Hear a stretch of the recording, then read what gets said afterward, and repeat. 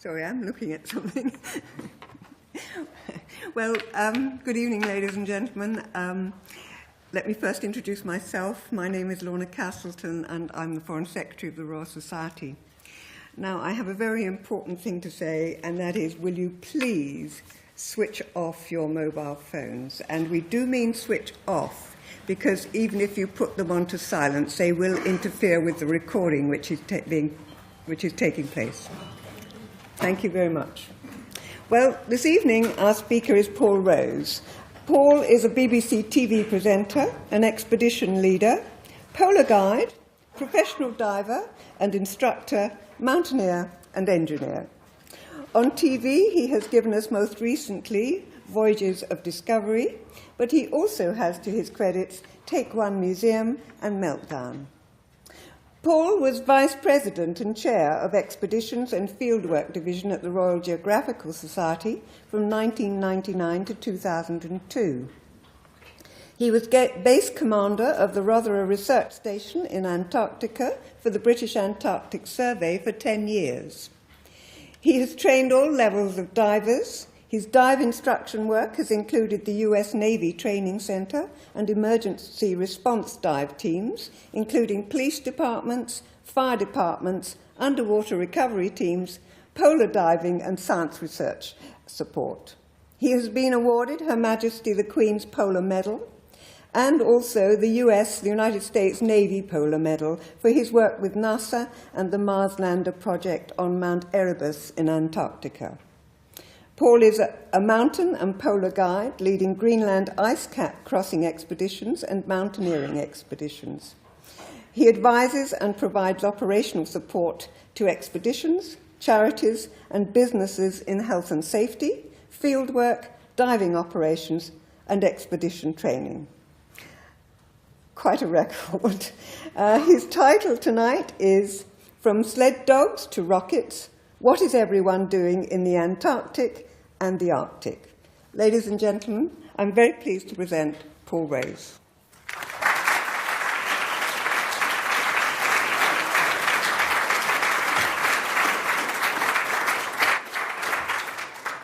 Thanks very much, Lorna, and good evening, ladies and gentlemen, and webcasters, and the right term, I think, is the IPTV team.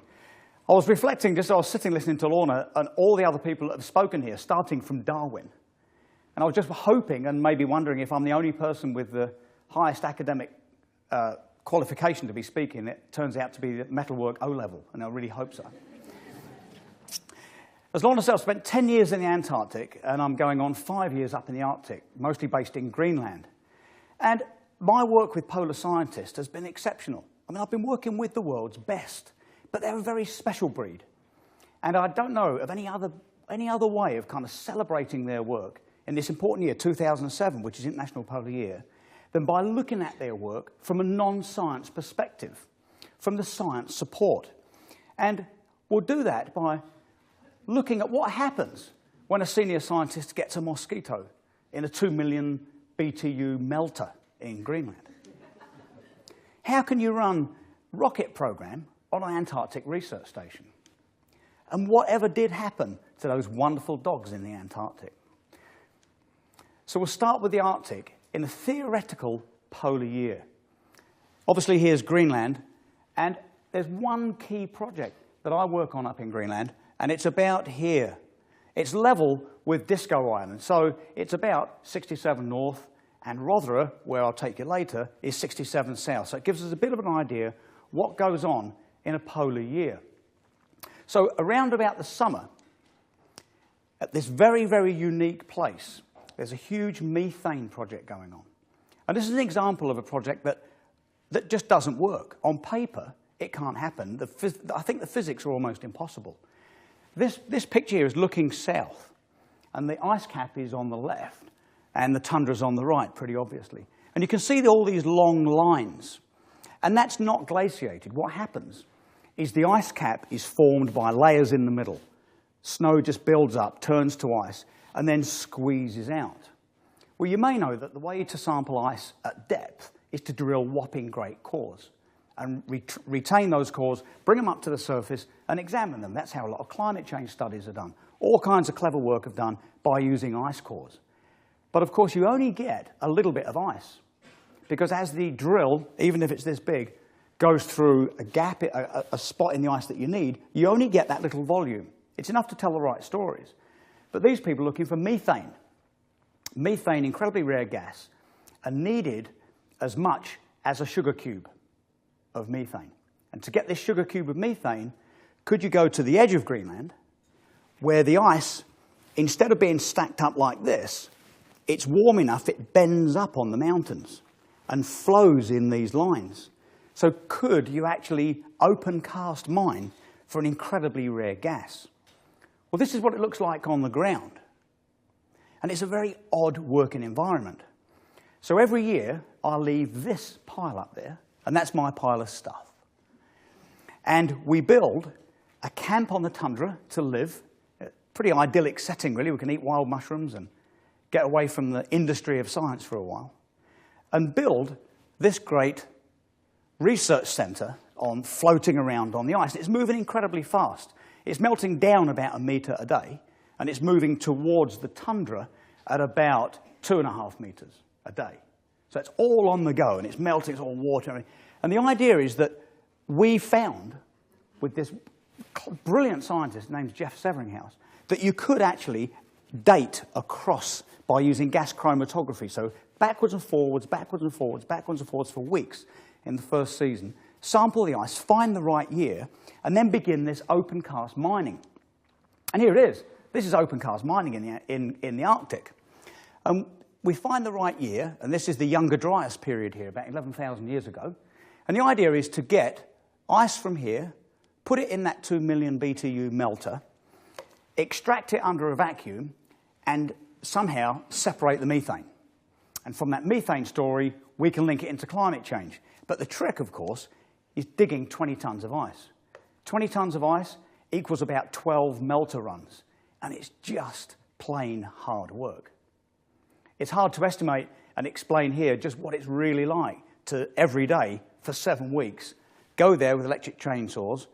It has to be a pristine work environment. Here's our senior scientist wearing his plastic bag, because there's this wonderful unknown. Does the ice, because it's such a rare gas, is there a problem if we collect Gore-Tex and other bits and pieces from our clothing into the sample? So everyone's wearing plastic bags, or as we call them on these projects, LBDs, little black dresses. There's so many unknowns that in blocks of ice, particularly in Greenland, it's warm, the ice gathers these blue bands, very dense blue bands. And no one knew if they were going to contaminate the sample or not. Maybe we should just be sampling the blue bands. Maybe we should get rid of the blue bands. So inevitably, the science story is let's get rid of them. So there's this big performance of being everything clean, scraping them with very special chisels, everyone wearing plastic bags, and then melting this stuff. And eventually, you get to a point where these 20 tons that we've taken add up to about 12 tons of good workable sample. And the whole lot is put in the melter. You can imagine maybe after 5 weeks of the 7, this sense of exhaustion. And how many times do you have to cut through the power cord on the electric chainsaw? How many times do you have to bail out the trench you're working in? How many times do you have to move and fall over on the ice and keep somehow that sense of quality control that the scientists need? No matter what, the senior scientist, man on the right, would be there, and as exhausted as he would be, it was never good enough. So the support team pretty much, back in again, increase the sample rate, do more, melt more, and extract these gases, which is the mosquito. Because one fine day, 2-3 years ago, we saw a mosquito which we thought may or may not have gone in the melter. So after all that work, it's a terrible problem. Should we actually lose the sample or just melt it anyway? As tired as we are, the job is we tried to suck it out with a 10-foot plastic tube, and it didn't work. And we sent the senior scientist in there, and he dug out the mosquito, and away we go with the melt. At the end of that project, the only people who have any extra energy are the scientists themselves. It's just amazing to me, no matter how efficient we try and work on the science support side, there's some magic about field scientists. If any of you have worked here with field scientists, you know exactly what I mean. They're driven, and they're driven by some kind of magic. They're completely impervious to cold weather, completely impervious to long hours, completely impervious to wet, clothing that doesn't fit, you name it.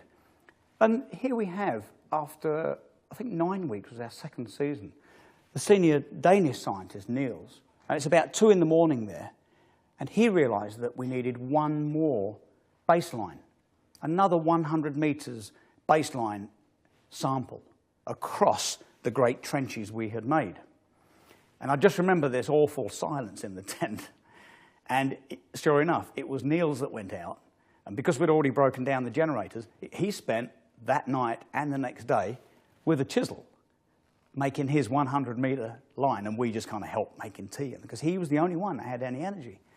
And I'm not sure how to describe that secret form of energy, or how to understand how field scientists can be so impervious to discomfort.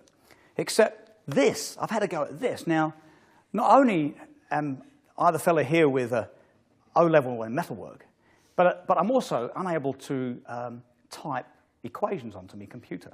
And I daren't ask in this setting, can anyone help me? Because obviously you all can do it. But in desperation, I've painted this on my fence panel. And I think that scientists, I've taken this from the great Norwegian philosopher Arne Næss, and he came up with the thing that wellness, or a sense of well-being, is glow divided by bodily pain plus mental pain. And the idea is that no matter if you've got enough glow, you can resist, theoretically, any amount of pain. So that's my theory of how scientists, particularly in the Arctic, can keep going. So, at the end of this, about autumn time, the Arctic's wrapping up, and in this theoretical polar season, let's go down south to my old base, Rothera, which is about here on the Antarctic, 67 south. And this is it. This is Rothera. We used to call it Starbase at the British Antarctic Survey, and it's a huge, complicated industrial centre. I was the base commander there, and it allows us to support projects over the whole Antarctic. Once we get beyond about 80 south, we need cooperation from other agencies, from other national programs. And I think it would be good to kind of keep this season feel going. So about when people are wrapping up in the Arctic, at Rothera, this is what it looks like. And the winterers, sometimes it's 15 winterers, sometimes it's 24. They've been busy in the winter, keeping things going, keeping the essential science going, keeping the base running, keeping themselves organised, getting all the equipment ready for the incoming flux of scientists. And they're faced with this. And obviously the job is, let's get snow clearing because the scientists are coming. So it's another one of those things that doesn't quite work because it's a small team with a huge amount of work to do, and the pressure's on. Because these guys are on the way. The 4 twin otters have left England, and they've now come around, they've gone north, gone through Greenland, have come down the Americas, and they've left the Falklands, and here they are coming into the Antarctic. So there's that sense of it's their base, they've been running it for the whole 6-month winter, and they know the workload that's coming in. And I used to arrive on one of these otters every year. And even though I'd been talking to my team by telephone or dealing with them on email, as soon as I landed and I just looked across at the team ready to meet me on the April, I just knew if they'd had a good winter or not. There's just a sense in the way they were standing. And of course, behind me, I've got the BAS director and the whole ambitious science program to deliver it at the end of the longest supply chain in the world. And maybe 20 people who have issues, people who have things that haven't gone very well for them, but they've been hanging on by their fingernails in the winter. And so how do we get this started up? Well, here's how we get it started up. It's probably worth noting that my very first learning experience in the Antarctic was in a twin otter. Because I used to think I'd a pretty handy guy in the field, the greater ranges, and can organise logistics. And it wasn't until I had my first comeuppance in a twin otter that I realised I was getting somewhere in the Antarctic. And that is, when you go to the loo in a twin otter, which is a very, very small airplane, and it's full of fuel, the ferry tanks go, from about here to here, 2 huge tanks. It's full of fuel. In this aircraft, you can see that the they have the skis inside. These ones will have all kinds of essential spare ferry parts. And the most essential thing, fresh food and some letters for the team. So when you go back in there, there's no room. And you get to the very back in the boot. And where do you pee? There's a pee tube back there, right? And I got in there, and this pee tube is about this high. And I remember using it frequently on the way down. Absolutely no problem, because I'm a climber. I could get in these positions. And it was about 3 weeks later that I saw one of the pilots use it. And, of course, it comes off.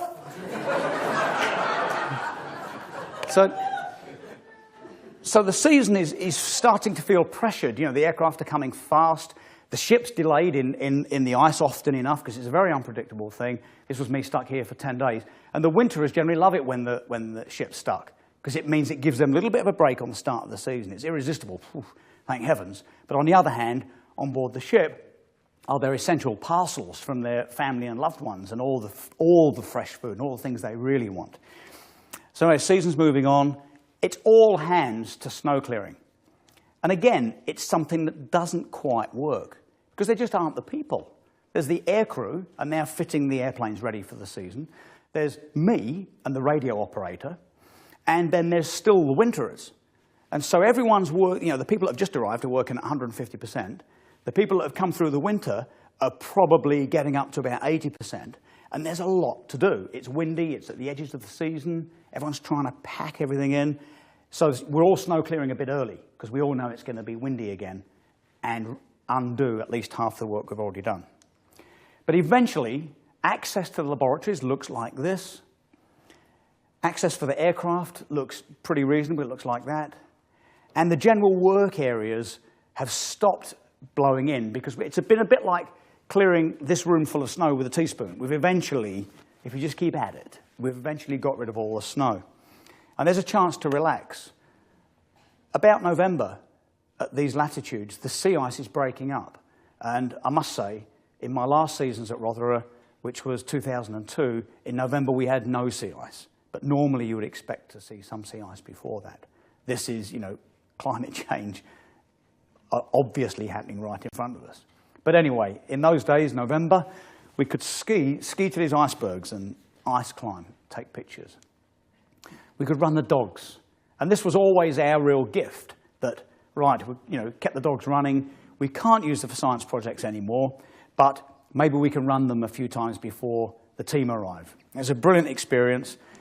You can imagine it's not brilliant for anybody to kill 360 of these every year to keep the dogs going, which is why in April '94 we did get rid of the dogs, part of the Madrid Protocol, which is all part of the environmental part of the Antarctic Treaty. It was quite clear that it was time for us to lose the dogs. And I must say it was a terribly sad day, and I'm just thankful it was an absolutely terrible day. It was a very grey, awful, damp, foul, calm day when we flew the dogs out and actually went north up by Hudson's Bay, where they went back. Their bloodline shows them coming from there. But anyway, it was a terrible loss for us to lose the dogs. But you can imagine what it was like to run them in those days. We've done all the work. Scientists are on their way. Let's get another dog running. And this great thing would happen. Dash 7 would arrive. It's a British Antarctic Survey. Dash 7 would run about 16 air bridges between the Falklands and Rothera. And the first flights were essential science staff, essential support crew, and the beginning of the cargo and the equipment. Our first job was to get the scientists trained up. We already would have done a fair bit of field work, normally in Derbyshire. One of the greatest sights in the world is going to Baslow, Derbyshire in September and seeing a polar camp for about 85 people. And everyone gets a chance to get their technical skills and get organised in Derbyshire before we go to the Antarctic.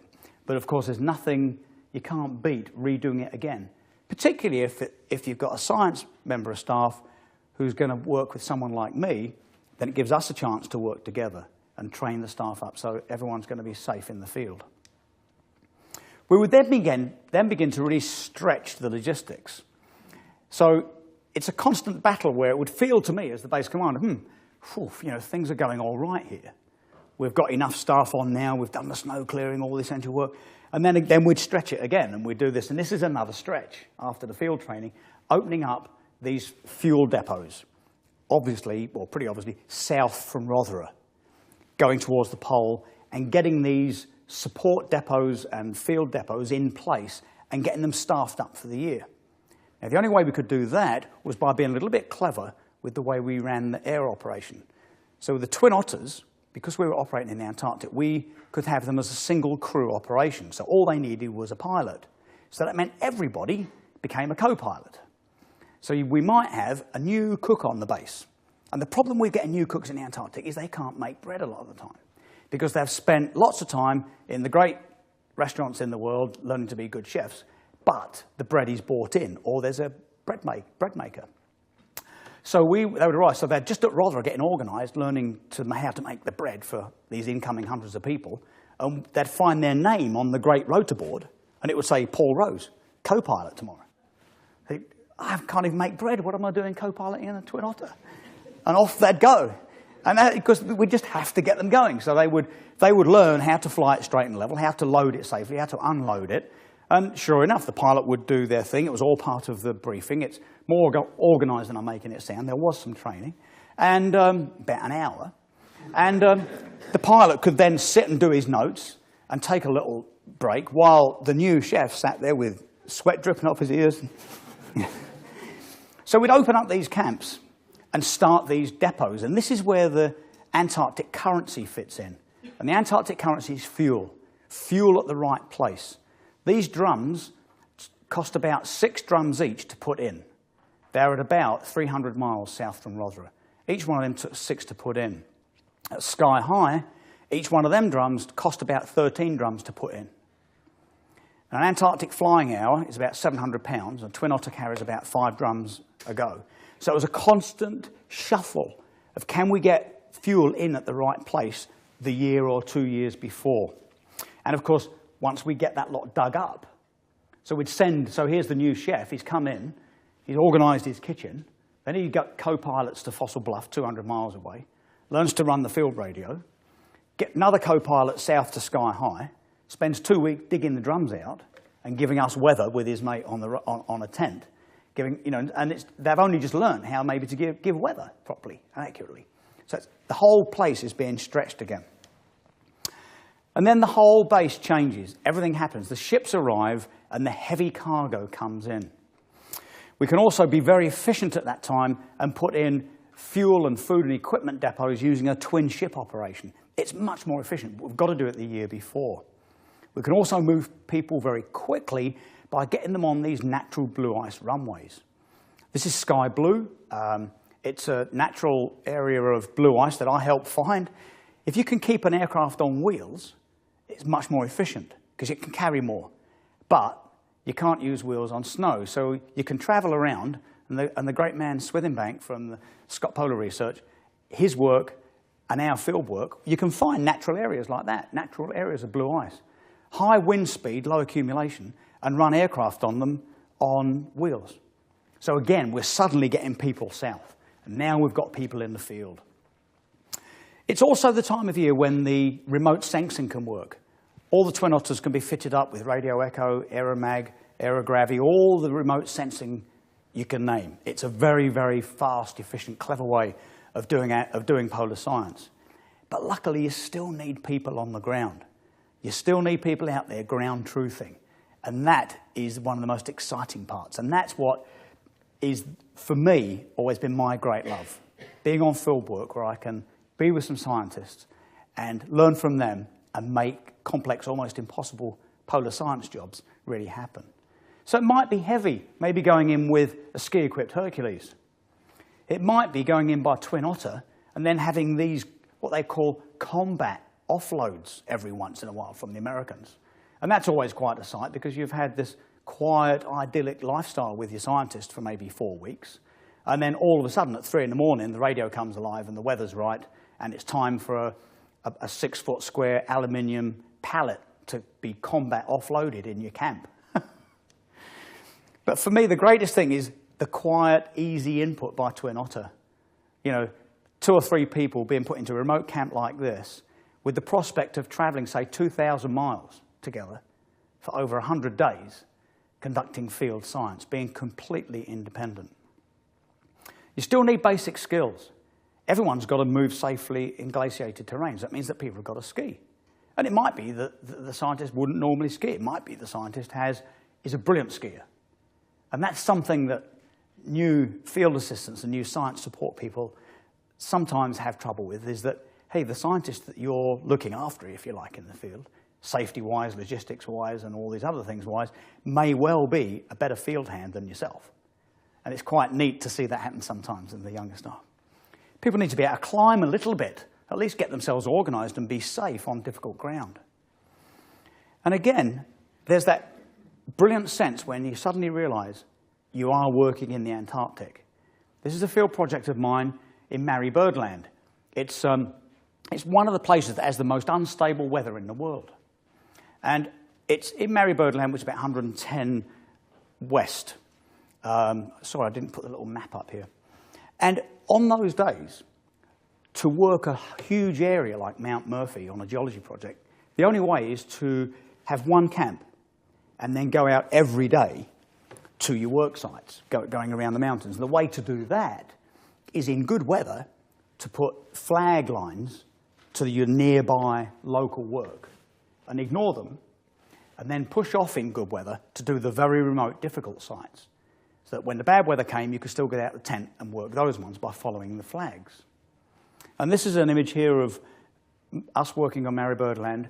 We used to travel about 90 miles a day on those skidoos.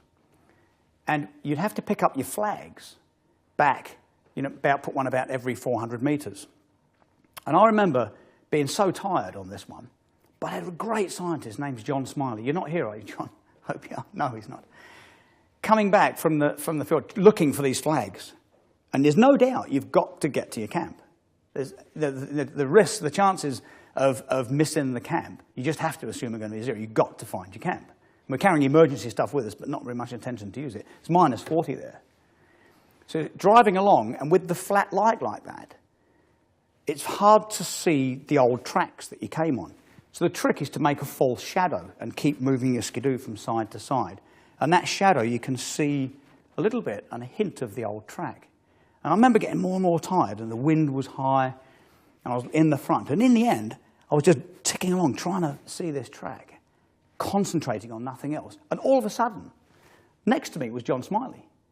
And what had happened is that the wind was moving the snow, and I'd become mesmerised and been going slower and slower. I'd been stopped for about 10 minutes on this slope. And John, the most patient man in the universe, had sat there, and I'd just been looking with the engine, and it was vibrating a lot, so I felt, and sure enough, he came up and says, "Are you all right?" I said, "Oh, God." So there's a lot of learning when you're in the Antarctic. And of course, here we are, this is one of my projects, and we lost half of our living unit, about 600 miles from the South Pole. And if indeed I'd gone down there, it would have been my scientist that would have been getting me out of that. It's not always the field assistant or the technical person who can get you out of trouble. Similarly here, tents do collapse in the Antarctic. It's a brutal, brutal place to try and camp.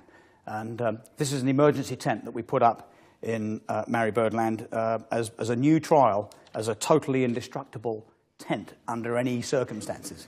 And that was us in the morning. So it doesn't matter whether you're in a cold, remote camp like this. I mean, this is beautiful. You can imagine, even after a couple of weeks, that sense of movement, sense of achieving big things, the sense of challenge and adventure, and is this going to work? And working along with scientists. These camps are beautiful. You can see they're cold. There's no place like it. Maybe it's a high camp here on Mount Erebus. Or another cold camp. This again is in Mary Birdland. Or even this idyllic kind of Antarctic tropical scene. No matter where you are, at Christmas, there's this brilliant moment where it is Christmas. And, being British, we're all a bit sentimental at Christmas, and it's a wonderful thing to be in the field at Christmas. So we normally have if you're in the tent, we'd have an extravagant party usually. And I just have to say, this is the worst way of thawing out a beer in a tent. But that's the kind of party that you're having in the field. And we'd always look back at those softies on the base having their wonderful day, where even though it's a 24/7 operation, it's about, say, 220 people on the field, on the base.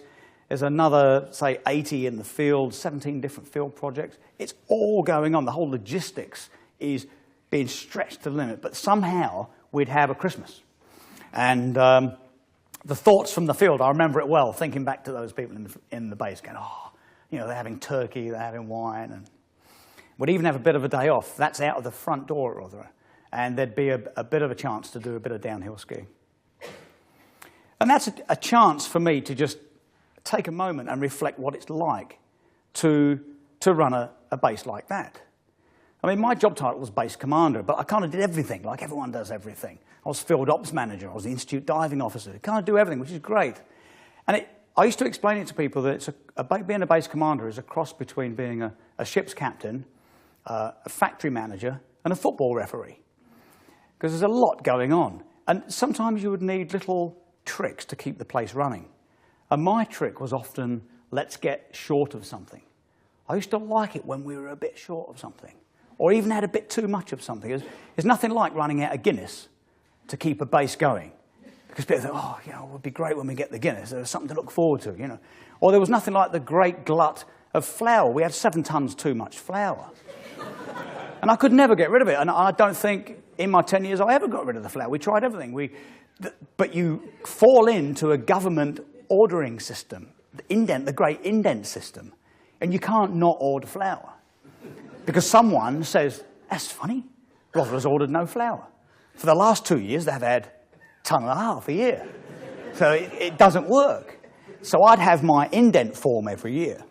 And an indent form is as terrible as it sounds. And it would be, I would have to check, and it would also be the audit of what we had, our asset register. And I'd go down this list, and it would be bulbs, light bulbs, you know, different, you know, all kinds of clothing, bedding, you know, tents, you know, go through it, and it would have skis, different kinds of skis. And it also had things like hangers, clothing, metal, hangers, clothing, wood, hangers, clothing, wood, swivel. And then it always used to say, hangar, aircraft, 1. I used to love that. I used to sit there in this swirl of, better fill the form out, right? We'll get more, you know. But we never overcame the flour problem. We never overcame the pink blancmange problem. The problem with the pink blancmange is everyone likes pink blancmange. You have it at parties, Angel Delight and all that. But we had too much of it, so we tried all kinds. We were making it, and it was too warm, so we were putting it outside and freezing it up, and cooks were turning it into special desserts. And I still remember, you know, flocks of skewers going around with pink beaks. And so obviously we can't eat it because the skewers have been in there. You can't dump it in the sea, so we're putting it in barrels to ship back to Cambridge. And of course, the ultimate thing, and I do recommend this, if you ever find yourself running an organisation, I wouldn't recommend it for the Royal Society, Lorna, but you know, similar groups of people, is go for the variable geometry toilet paper. It's absolutely the winner. What happened here is that Rothera, people used to think we're out of our minds because we'd get ordinary domestic loo paper. So perfect. So you might imagine what you'd have in the toilet then. You'd have a rack. The next year we'd get the square stuff, but no hanger. So the carpenter would make, you know, 40 of little like bird boxes to put the square paper. And the next year we would get the big, huge drum containers, but no paper to go in it. So we bolt them on the wall expecting the paper. And after about 3 or 4 years, you end up with, you go in the loo and there'd be every possible version bolted on the wall. And people would say, well, you must be out of your minds because you get VIPs come, you know, members of parliament, all kinds, other nations. And, you know, they come off an airplane, oh, excuse me, where's the loo before we have a briefing? And they'd all come back and look at me and say, what's going on this place? And I used to say, don't knock it, it's exactly what you need. Sometimes when organisations are very busy, it's very easy to say, we've got to back off and we don't want anything. And this is an upper atmospheric rocket project we had. It was an incredibly ambitious project. Could we launch 27 V2 rockets up in the mesosphere, and they would deploy a little sphere that would be tracked by microwave. There's a big German and Norwegian team come in. Could it be possible to do this at 67 South? Because that more or less linked in with some work they were doing at Ny-Ålesund in Norway. So it would all work and all this great, and it was a tremendous project. And I remember being busy, we were rebuilding Rothera, but we were having a huge amount of problems that even the variable geometry toilet paper couldn't overcome. So although this project was rejected by our field operations working group, of which I sat, I actually petitioned to get that project to Rothera because it was so hairy, audacious and unachievable. I felt it was exactly what Rothera needed. And we did get it, and it was a desperate effort, and that turned the base around. And we did run this amazing project, you know, rocket launching from Rothera for a whole season. You've got our ships, foreign aircraft, our own aircraft, tourist ships to think about. It was exactly what we needed. I think the rocket stuff also kind of opened the door towards working for NASA. There's a project that they always work on Mount Erebus in the Antarctic. It's Antarctica's active volcano. And they always try and work there just after Christmas, around about January time, on this big project on Mount Erebus. And I'd previously worked up there. This is the summit of Erebus. You can see it's got 2 craters. This is the main one, and that's the side crater. The crater's about a mile across. And down in there, you can see it's an active volcano. And every once in a while on the summit, you'd feel it, and it would give off these bombs, as they call them. And I remember working up there with the great scientist Phil Kyle, and he used to tell me, stop flinching. You know, when it goes up, you've got to look up, because then you can run away from these bombs. And I remember thinking he was joking. He was absolutely dead serious. And I ran a project up there for him, going to the summit of Erebus. 19 times I went to the summit of Erebus to do this gas sampling. And it was a way to look at gases, natural gases going out of volcanoes, and what were these gases and what's the true volume. And what would happen is I would climb Erebus, get to the summit rim, and on this day, I would go here, downwind of the plume. It's a very acrid, horrible, corrosive plume. And then downwind, I would set up a little instrument with coated filters and a little vacuum pump. And I would record time, rate, and stink. And that was the time, obviously, the rate of the little ball going up in the tube. And the stink was 10 if I coughed all the time, and 5 if I coughed kind of half the time. So that was how I had to do it. And then I'd walk around here and wait 2 hours. It's about minus 35 here. Or sometimes I'd do the figure 8. I'd collect the thing after 2 hours, go down to the hut. And in the hut, Phil was running a colour spectrometer through the plume. And he could analyse that data and work out the total volume. And I did that twice a day until I'd done 19 of them. So what happened is when NASA wanted to test their Mars lander, they felt that the conditions on Mount Erebus would be similar to what they might engage within Mars. So the idea is I had this telephone call at the kitchen table from David Lavery, the head of the telerobotics program, who said, I'm looking for you to take us to Mount Erebus with the Mars lander robot. And I do have to say, I thought the robot would be about this big. And I went to Pittsburgh and found this, you know, it's about the size of a kitchen. And again, it's this nature of field scientists. These people had never been in the field, but they had built robots. They built the robot that cleaned up 3 Mile Island. They built the robots that work underneath big cities like Los Angeles, cleaning up the sewers. All this clever military robots. And they got this job because Jet Propulsion Labs had this failure with the Hubble telescope. I don't know if you remember when Hubble went up, there was some inaccuracies in the mirror. And it meant a lot of post-processing to get the pictures right. So I just all blurted out on the telephone, and I was there in Mount Erebus to look after a robot, which was, you know, a very new experience for me. Likewise is putting our tent a bit too close to the crater. And along with the things that go where you never know what might turn up on projects is near the summit of Erebus, I used to be very, very uncomfortable around these sunken areas because you're above any crevassing. So there shouldn't be crevasses, but they felt hollow and very dangerous. Never liked them at all. And then one great day, I parked up the skidoo and hacked away, tied onto the skidoo and hacked away at the ice and discovered that it fell into these big kind of 80-foot deep chambers. So I abseiled down in, and as I abseiled down in, I wasn't quite sure if the rope hit the bottom, but I got near and realized it did. And it was getting warmer and warmer and warmer and warmer. So climbed back up the rope. A scientist and me went down to the hut and got more equipment. And we had the thing you don't take to the Antarctic in the summer is head torches or lights. So we've got loads of boxes of matches. We went back, and we both abseiled. I secured the skidoo bit, and we abseiled down into these caves. And what they turn out to be are extinct lava tubes, rock tubes that used to contain lava, size of this room, and incredibly hot. So as we abseiled down, baking hot, standing there, and we started walking up these tubes in the dark without matches. And it was getting hotter and hotter and hotter. And we did the only thing possible. I was with, a very senior scientist, British Antarctic Survey, and we just looked at each other, and we both took our clothes off and just laid down and had a sauna. So you're at 12,000 feet, it's minus 35 up there, and you're having a sauna in these amazing caves.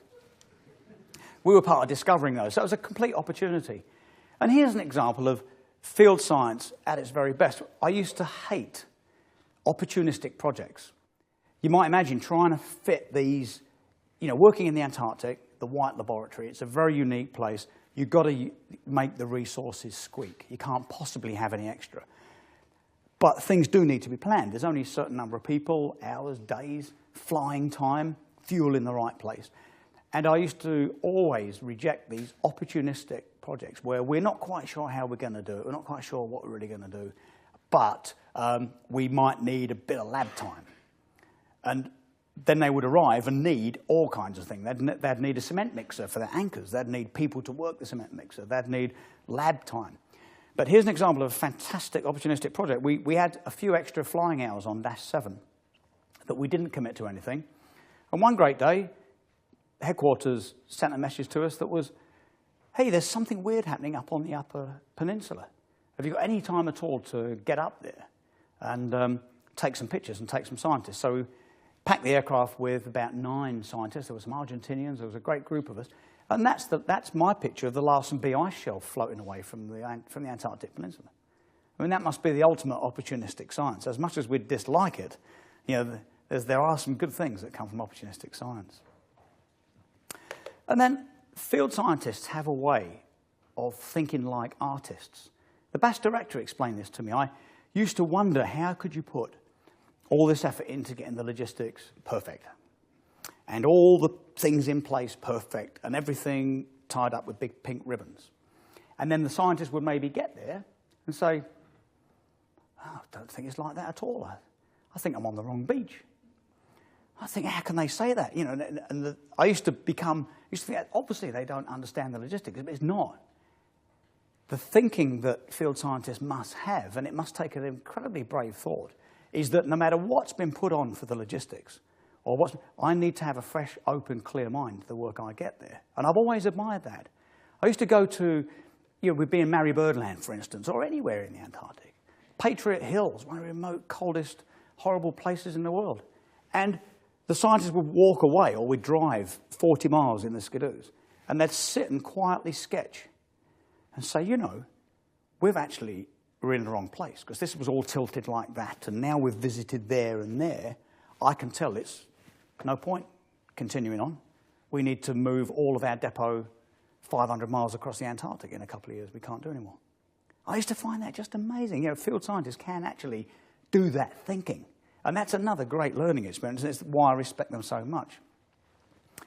At Rotherham, we were fortunate enough to start a marine science program there, nearshore marine biology.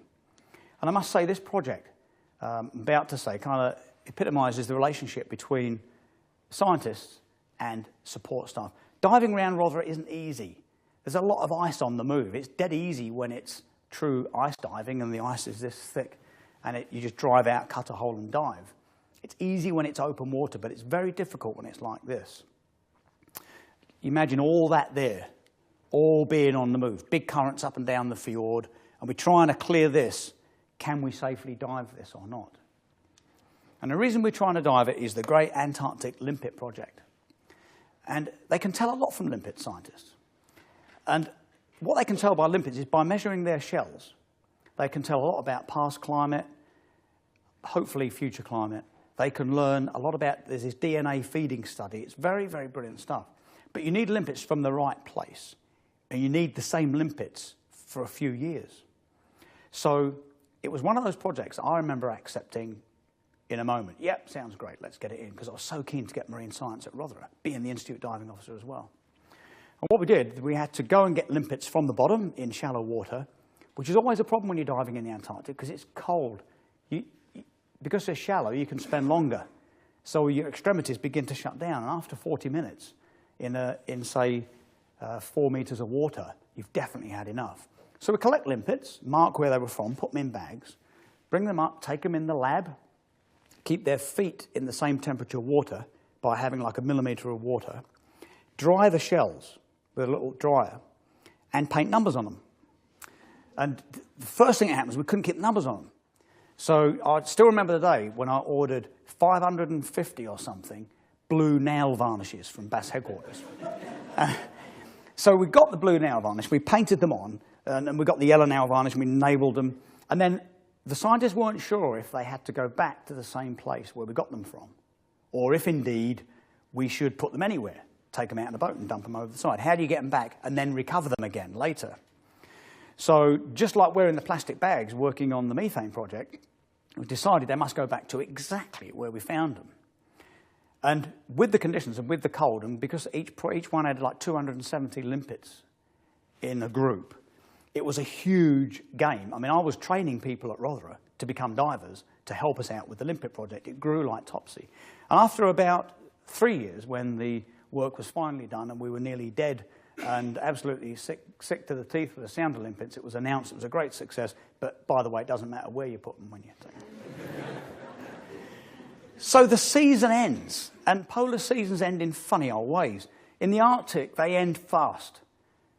Helicopters arrive, there's a bit of a party, it's over. But for me, they end in the north because the scientists are the only ones still going. I still remember Niels grinding away, making this. I can think of countless situations where it's the scientists who have kept going at the end. We're all full of ibuprofen and painkillers, and our fingers are numb and they feel this fat from chainsawing. We're exhausted. But they'll keep at it. And they've also done their share of chainsawing on the way, by the way. So that's how the northern seasons finish. But for me, the southern seasons finish, quite obviously, it starts to get dark, and it's a wonderful feeling. It's not 24 hours, there is a bit of darkness. There's the threat of more drums. The ship delivers another couple of thousand drums that we're going to have to fly south next year. And then the world's greatest non-flying polar bird, and that's George. And he never used to fly much at Rotherham because he was always full of sausages. And he was a dead friendly bird. He would come in the base. We filled him with sausages for 10 years. But every year, towards the end of the season, he would go completely out of his mind and start attacking us. And as we walked around the point, we'd have to wear hoods and hats and put sticks down in the rucksack so he wouldn't, but he'd still come in there. And I still remember the great Rotherham T-shirts where it would say, Rotherham, more birds than you can shake a stick at, or something it used to say. And that would be the end of our season. That's the signal that it's coming to the end of the season. And also for me, weird things would happen at the end of the season. Helicopters would stop flying, aircraft would stop flying, and wouldn't you know it, penguins are starting to fly. So I've learned a lot, and I have a lot to thank my polar years for. Working with the world's best scientists at the end of the world's longest supply chain with the most ambitious projects you can possibly imagine, and even being allowed to be part of the team that make those projects happen is a wonderful moment. But of course I have an extra thing that happened to me, and that's the great man Jonathan Renouf, who's one of the producers at the BBC. He recognised I've always worked with the best scientists, and when I had a go at trying to do this television business, Jonathan came up to meet me and said, you're exactly what we need. We've been looking for someone who's worked with the world's best scientists, but still doesn't have a clue. Thank you very much. Thanks.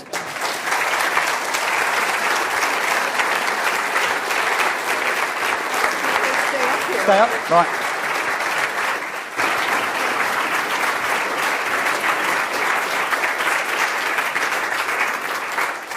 I take it you're prepared to answer some questions? Absolutely. Yes, please.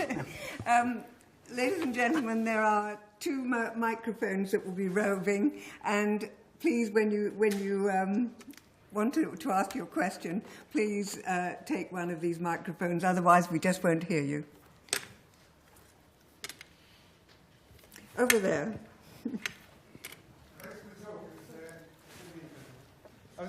Sorry. Don't even listen. I was interested to know about what your communications with the outside world are like when you're at the Arctic or the Antarctic. Well, they're very good now because a lot of people go south will buy their own satellite phone. They'll buy a phone and use it, which was amazing. Plus, big bases like Rothera have got good internet connection. When I was there, we had this internet packet. So what would happen is it would feel in the labs and in the workspaces like internet. But 2 or 3 times a day, we would send an exchange packet, a compressed packet, back, and it would be done by Inmarsat. And that was the most reliable link. And then you'd get it back. So if a scientist had a big science schedule to send up, or we had images or whatever, we would do a special connection sched for that. It was very antiquated. I remember having to listen to the right dial tone, then pressing the button. And I remember inadvertently sending all of our BAS communications to Goonhilly one year, and having a fax come back about a week later. You know, what do you want me to do with all this stuff? So it's very easy. But now it's very organised. I mean, in the field is where the links are still difficult, because you could be in a tent in a remote spot and you still get this wonderful antiquated messages, which we call air letters. And I'm happy they keep going. It's kind of like a community. So it might be, you know, there's 10 projects in the field. I would do my radio sched with them every night. And the main thing I just want to know is how are they, where are they, and what they're going to do. And then we'd have a chat. I'd go through all of them.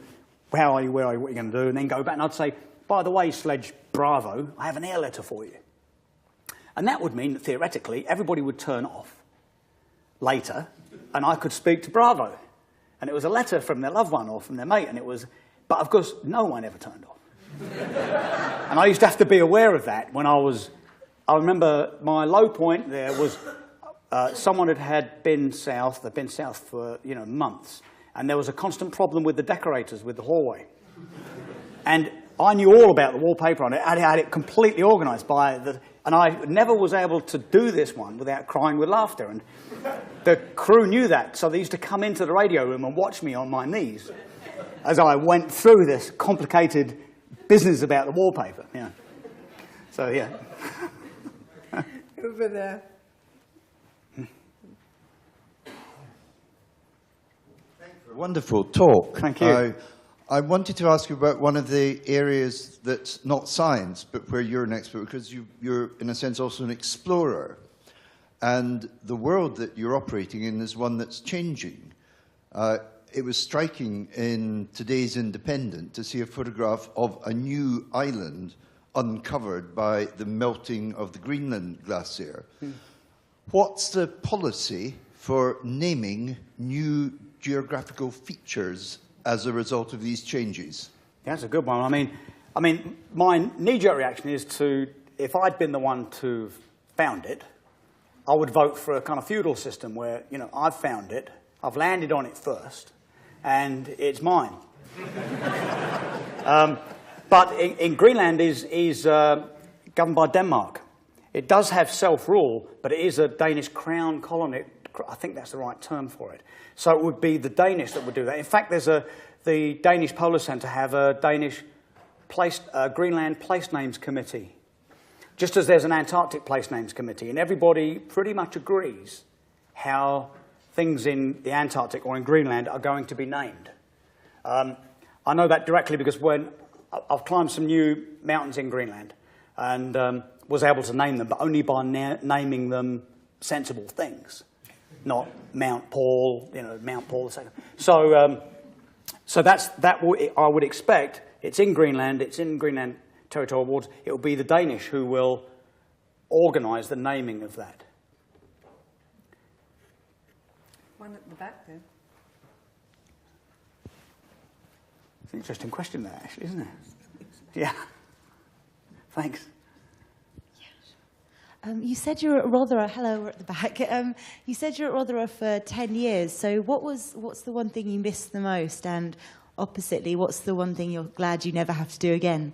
I think the one thing I miss the most is that sense of leaving and coming back again. Because it's a real privilege that, to step out of society so clearly. You're on that flight and you're going to the Antarctic for 5.5 months. And that is a very unique privilege in life. Because you can just go, well, telephone bills, cars leaking oil, I'm off to the Antarctic. And there's that sense of going. It was Bill Tillman who used to write these postcards to people. Because they all saw these great journeys, these great sailing journeys. And they always used to say, how do we go on expeditions? How do we get trained up? How do we possibly get involved in that? What to go on? And he just used to send out postcards, and he had them pre-printed, and it says, put your boots on and go. And I always remember that as a kid, and I used to love going and love coming back. The sense of coming back, wow, you look fit, what are you getting up to? But it's the same thing that I'm so glad I don't do now. Because it's really heartbreaking. It's very, very difficult. So it's equal. The going is brilliant, the coming back is brilliant, but boy, oh boy, is it hard to go. And is it hard to come back when maybe a lot's happened to you while you've been away and your team? And as I used to tell particularly young people who had time in the Antarctic, they're going to get back and they're going to do slideshows in the pubs, they're going to tell their mates, they're going to write for the local paper. And I used to have to take them aside and say, hey, no one cares. Their life has gone on. And not everybody cares. So that's what I miss, the going and the coming both ways. A question here. And you next. Okay, one there and one here. Hi. Hi. Yeah, just on your sort of to kind of your side rather than the sciencey side. You said nowadays people take these Iridium phones with them, and they can quite literally, just like a mobile phone, pick up and dial, and they can speak to someone in the UK with a reasonably good signal. Yeah. How much do you think, that has changed exploration, original exploration, compared to something like the early 20th century, late 19th century, when people would literally go, come back a year later, and no one's seen, hide or hair of them for 12, 24 months? Yeah, well, it's changed, in the most obvious way. I mean, those constant communications can dilute the experience. There's nothing like sitting in a tent. I guide people across Greenland. It's a 540k unsupported journey that only just works. And it's quite unusual to sit in the tent and have one of the clients with his machine take a picture of me inside the tent, take a picture outside the tent of the storm, and press some buttons and send it onto his website. And you think, wow. And to me, there's a sense of, that's fantastic, that's clever, how do you do it? And there's a sense that it dilutes the experience. But on the other hand, if you're transmitting science data, if you're getting to places that normally only an elite few could get to, but now more can get there, and maybe more young people could be inspired to go and get on with forming their own informed opinions of the world and meaningful opinions of what's going on in the world. And maybe they wouldn't go if they didn't have instant communication. So therefore, it can be a good thing. But you're dead right. It's very, very, very significant. I think at the moment, I have to welcome it. And I have a big drive, and I spend a lot of time at the moment encouraging the next generation and people that are responsible for encouraging the next generation to get them out there and ground truth the planet and make their own meaningful opinions of the world. So I guess it's a good thing. Question over here. Was there another one over here? Oh. No. Thanks for a great talk. Thanks. Could you tell me what percentage of Rotherham's byproducts, waste products, are completely recycled?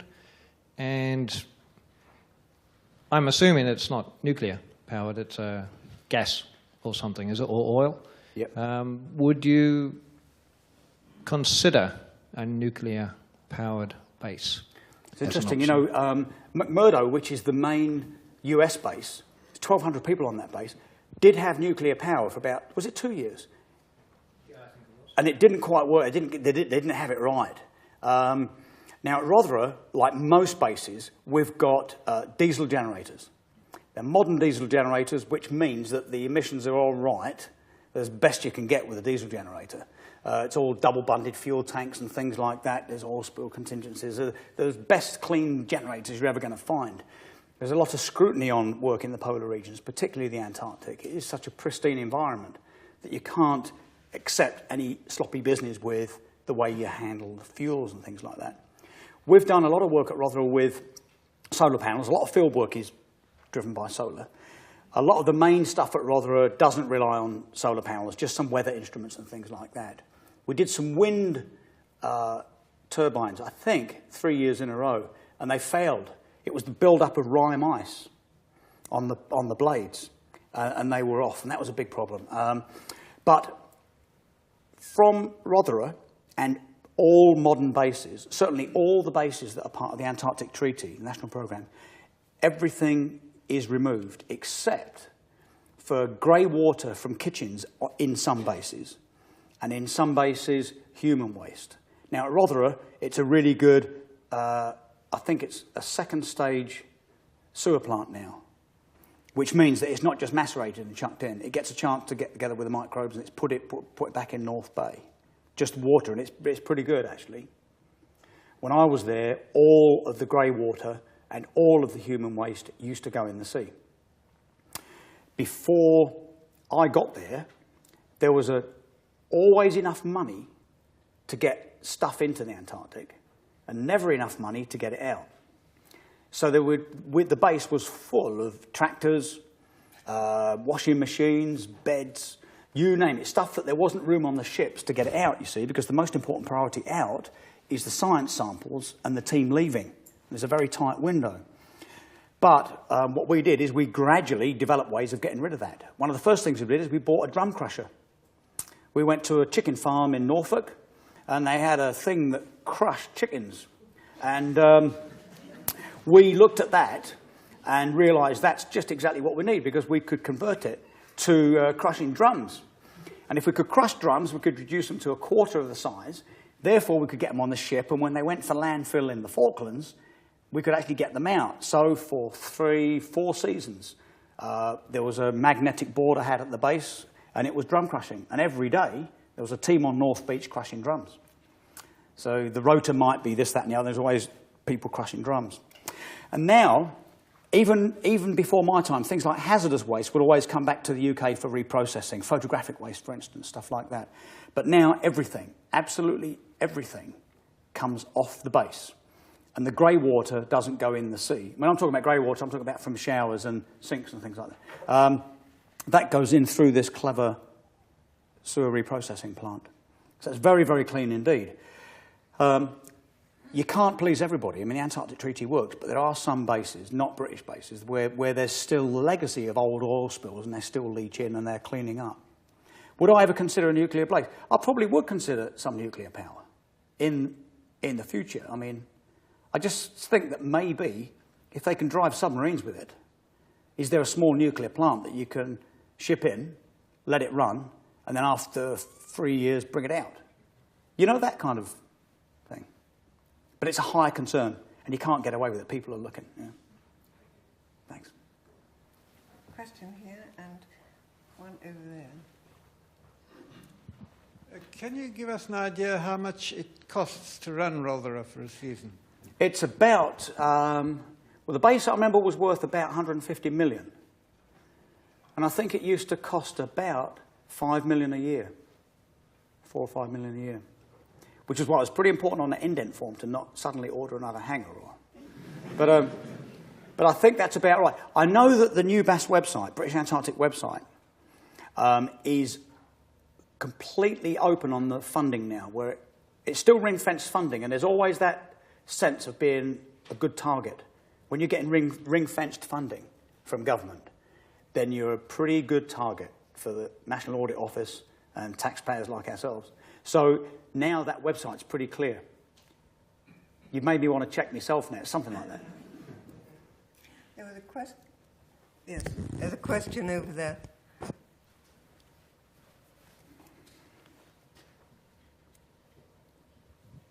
Thank you. If you had to persuade politicians to spend more money on polar research, what would you tell them? Well, I would look at past success, probably. I would look at things like the ozone hole. You know, people used to complain about long data sets. You know, what is the point of measuring weather every 3 hours for years? You know, what is the point of looking at the upper atmosphere? Well, we wouldn't have discovered the ozone hole if, by chance, someone hadn't noticed that it was going off. They were using ozone as one of the baseline gases, and then looking at what else might change. But all the figures all went skew-whiff after about 15 years. They relooked the figures and realized it was actually the ozone that was changing. We wouldn't be able to ground truth and prove things like climate change, for instance. You know. We wouldn't be able to rewrite university textbooks on fish feeding. We wouldn't have that wonderful sense of the unknown where there's nothing like a new field person, whether that's a scientist or a student, going along with one of the world's best scientists and having that scientist look at the student and go, that's funny, I don't have a clue what's going on. We've looked at that, we've got this, and I don't know what it is. And I would have them stand next to that student and go, wow, you know, there's a lot to discover. So I'll take the big picture, past success, and never underestimate the value of the unknown. There's a question there and there, yes.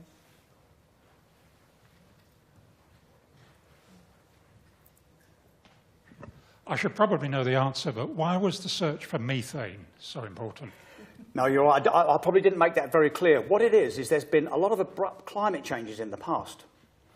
And it was thought that could methane have affected that. Now, this methane, was it either in swamps, because was 12,000 years ago more swampland around, there'd be more methane, or was the methane contained in clathrates under the sea, which can come up as the sea temperature warms, and it's only the pressure and the temperature that hold them down there. They warm up and these clathrates come up, putting a lot of methane in the air. And it's a very aggressive climate change, climate gas. So there's all this supposed as to what can bring abrupt climate change 12,000 years ago, and could that reoccur, or could it be part of the mix for predicting climate change in the future? And I'm sorry I didn't make that very clear at the beginning, but yes, that's exactly, it's a very aggressive climate gas, but very rare. You're welcome. There was a young lady there, sorry. Sorry, could we have a microphone there, please? Good. Thank you. Oh. Hi, you're welcome. Out of all your expeditions and projects, which is the most memorable for you? Memorable? I mean, there's two. I think you can't go wrong with skiing across Greenland, because it's very, very personal, it's very committing, and it's very difficult, and it only just works. And it's right up my street because there's not much thinking going on. It's a straight line, 540 kilometres across Greenland. It's going to take a month. And it takes a month because that's about as much as you can pull at the beginning. And that 105 kilos, if you carried more, you would go slower and you wouldn't get across. You can't carry 60 days of food. There's no point in carrying 21, you can't go fast enough and you don't save too much. So it just works. So personally, skiing across Greenland is it for me. I think that's my natural kind of vocation, dragging heavy things in a straight line. But for big projects, it would have to be Mary Birdland. I mean, you know, we went to Mary Birdland. It was a huge logistical operation. We went in via the American base, McMurdo. This is in the Antarctic. All those very cold pictures you saw were in Mary Birdland. And we travelled about 2,000 miles on those skidoos. We're in the field, just me and another scientist, for 105, 106 days or something like that. And then got back to McMurdo, desperate for a shower and a beer and just stop being in cold, white places. And there was a huge problem with a project on Mount Erebus, and will I go climb Erebus 19 times and do these gas samples? So that was a season that's difficult to beat, I think. Thanks. Question here? Oh, one over there. Good questions, Lorna.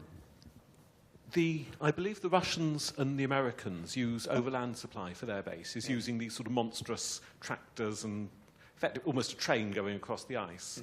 Have the British ever considered doing this? We've done them, and they're absolutely great. Wonderful old traverses, you know, great long supply chains, as you say. What's happened? As things have warmed up a little bit in the Antarctic Peninsula, particularly that part of British Antarctic territory, then we've got to be very careful with a lot of the overland supply. So all those long, great overland journeys, which are fantastic, are all being done in the colder areas.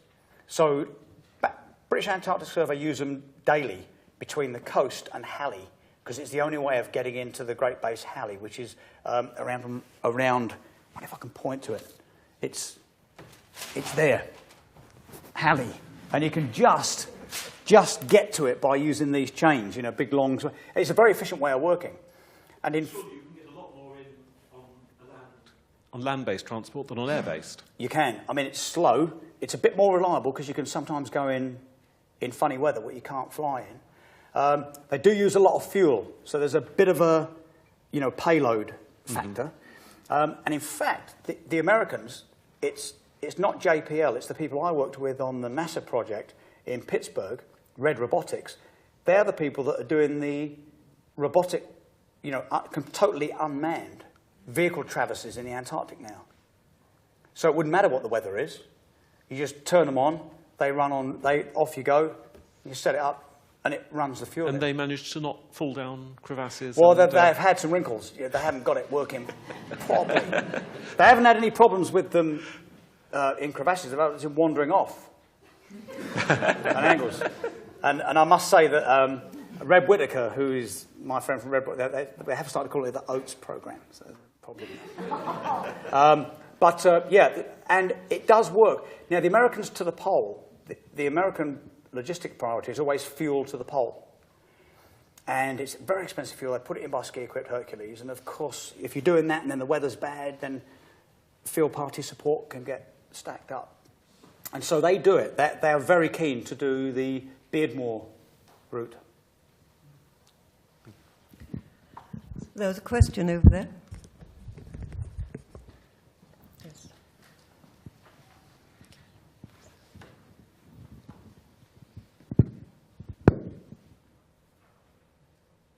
I'm not thinking of applying, but out of interest, how many women do you have on your projects? And if a woman applied to do the chainsaw digging, how would you test her to see whether she was qualified or not? Well, it's a fantastic question. 2 years ago, my fiancée, Nina, came and joined us up in Greenland. And that was a great experience. I may have been speaking about idyllic lifestyle on the tundra, and I may have been talking about picking wild mushrooms for dinner and the great unique experience of Greenland. And I may have not been completely honest about the 20 tons to be cut. But Nina came, and we had a fantastic 7 weeks up there. And I must say, you know, it's nothing like your first moment, the first time you cut through your power cable on you. And Nina's got full of stories, and you've seen Nina on some of those pictures. So on that job, women are good, and we've had at least 1 or 2 females on that project every year, either a scientist or a support staff. Now, in the Antarctic, when I first took on the role of base commander at Rothera, we had no female winterers in the system at all. And we were behind, because at that time, the Americans had 20% females on their bases. So very quickly, you know, everyone realized, hang on, this is ridiculous. It was a bit of a hang-on. So we had female winterers. And I do remember people getting a bit of fluff. Make sure there's always 2 in the winter at certain places and all this problem. And when those things were very sensitive, and I'm talking maybe 93, something like that, which seems very late, really, for something like that to be so sensitive. We had some very lively mechanics at Rothera. And I remember all the equipment going up to another small base called Signy, where the first female winterers were going to be. And there was too much focus on them. There was too much attention. So all this equipment that was sent up to them, skidoos, tractors, snow blowers, shovels. When I arrived at Rothera, it was all pitched up, ready to get on the ship, and it was all pink. So that became a bit of an issue. But I must say now, it's about 20%. And it's, you know, we've had female base commanders, female pilots, field workers, absolutely brilliant people. You know, it's not been sensitive at all, as you would expect in 2007. But weirdly enough, around 93, 94, there was that late sensitivity that I found amazing. I was happy to be part of the group that desensitised those kinds of things. I'm glad to hear they were pilots as well, rather than just wanted co-pilots going out on all your trips. Any more questions? Okay. I don't know what time we've got to stop. What time do we stop after this one? Well done, Lorna. Hi there. You just mentioned the oats programme. How dangerous is working in polar regions nowadays compared to the old days, and what's been the biggest change? That's a good one. Well, the biggest change is that people will assume that all the risk is taken care of. And I think that's a real problem because it's still the Antarctic. You could be in the Rothera Bar on a Saturday night, having had a great dinner, and it's Saturday. People would always try and add colour to the week so that the Saturdays were special. And maybe we'll have a late bar and people come out and they've had a wonderful, they've been working very hard all week. So come out from that bar, go to the boot room, and have to put on a huge amount of kit. Because outside that door, it's Scott's Antarctic, it's Shackleton's Antarctic, it's Amundsen's Antarctic, just outside that door. And that's the problem, is that the Antarctic hasn't changed at all. It's got a bit warmer, but it's still every bit as threatening, and the classic core skills need to be there. It isn't much safer. The actual risks, I would say, are the same. But where the danger comes in is people these days, they don't really get into this informed consent very well. They say, yep, I understand that I must be good on skis. I understand I must be part of the fire team. I understand I must be part of them. I understand I must not go missing and all that. But they won't actually engage. I've seen people say that at Antarctic conferences, and then they're on the base one day, and you can tell they're just switched off. They're just cruising around. They're kind of doing science as if they were doing it at Imperial up the road. People have no shapes. Pardon? Have you had any no shapes? Myself, I have. I think it's a sign of working just hard enough sometimes when you've had a few close shaves. I did. Things happen in the Antarctic on the diving program. We've had some problems where this ice is so mobile at Rothera. And when we're diving under the ice, if it's solid, it's great. If it's clear, it's okay. But what we don't do is dive around icebergs very much because they're very big and they're very, very, very unstable. And I must say, my closest shave in the Antarctic is probably looking for some science equipment in about 24 metres of water, very murky water, and we'd noticed an iceberg maybe about the size of Hyde Park, probably a mile away. And the currents are very funny at Rothera, and it was anchored in, and no problem, but apparently as we went in, me and a scientist, to look for this kit, almost as we did it, this iceberg let go and came over us. So we were diving, we had a good sort of 25-minute look for this equipment, looked for our line to come back up, and the line went over here, and it was very dark, which made no sense whatsoever because we're coming up. And we came up into millions of tons of ice. Only maybe, 5 metres off the bottom. And it was obviously a huge berg, and a very convoluted, complicated things. And there's that moment where we've got to come up. Our line is being pulled that way. So does that mean it's a small berg and we should swim off that way? Or should we follow the line and see what happens? And I would say that was, pretty good close shave because we spent a long time coming up, going in and out of various caves wherever our line went. And then when our line did finish, obviously not near the surface, because it had been pulled under, you could see a hint of lightness over here. So we followed these caves. They're very complicated, and popped up on the surface. And that's a pretty good close shave, but witnessed more by, I think, our boat support, who had had a terrible 45 minutes. You can imagine what happened to them. So, yeah, close shave. Well, I'm afraid we're really going to have to call an end to the questions. I think we could probably listen to Paul all evening. I mean, it's fascinating, and thank you all for such good questions to him. It just remains for me to ask you all, please, to show Paul our appreciation for what has been a really wonderful evening. Thank you.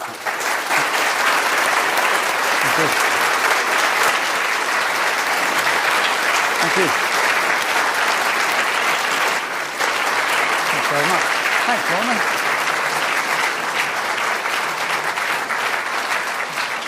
Super.